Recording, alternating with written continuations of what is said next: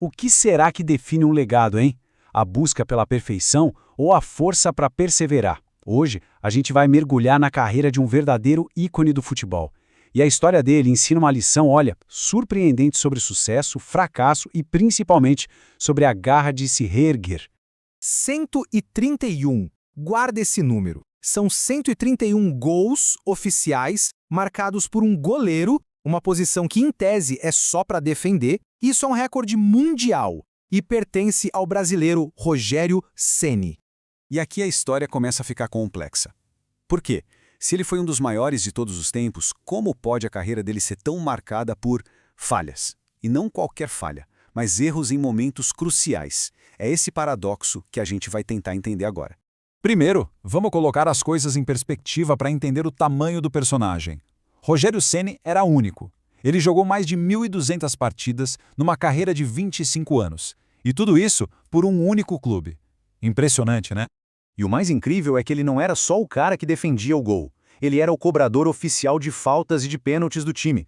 Pensa nessa dupla responsabilidade. De um lado ele era o salvador, do outro o artilheiro. A pressão em cima dele era uma coisa que pouquíssimos atletas no mundo já sentiram.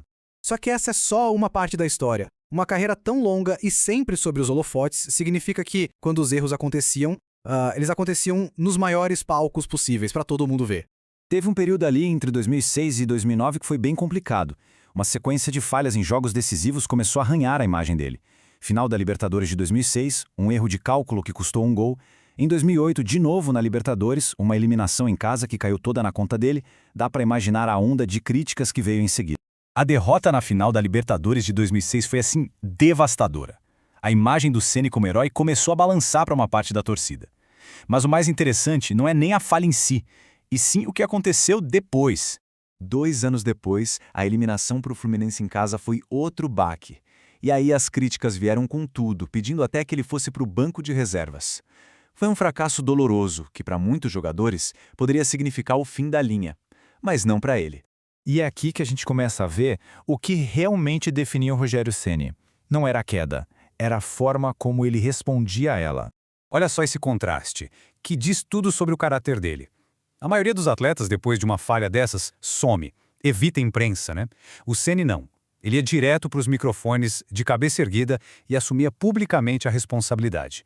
Esse compromisso em bancar o erro é algo muito raro, e é por isso que ele sempre manteve o respeito do time, mesmo nos piores momentos. Ele dava a cara à tapa. E essa atitude não ficava só no discurso, não. A resposta de verdade vinha em campo. Ele pegava toda aquela pressão, toda aquela crítica e transformava em combustível para quebrar ainda mais recordes.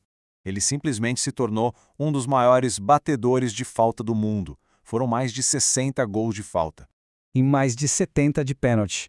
E muitos desses gols foram em momentos de pressão absurda, valendo título, valendo campeonato. Fica claro que o Ceni não era só um goleiro. Ele era um goleiro, o capitão, o batedor de falta e o cobrador de pênaltis. Eram múltiplos papéis, todos de altíssima pressão, sendo exercidos por uma pessoa só. Então, o ponto central é este.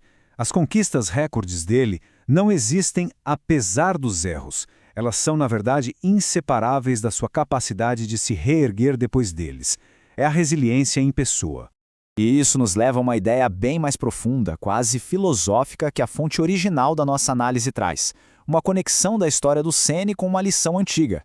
A análise usa esse trecho de um texto milenar para mostrar como a carreira do Ceni é um exemplo prático do mundo real de um princípio que atravessa o tempo. A ideia aqui é muito poderosa. Não é sobre nunca errar, sobre ser perfeito. Pelo contrário, a ideia é que os tropeços vão acontecer, é esperado. A grande questão é que a queda não precisa ser o fim, porque existe algo que sustenta.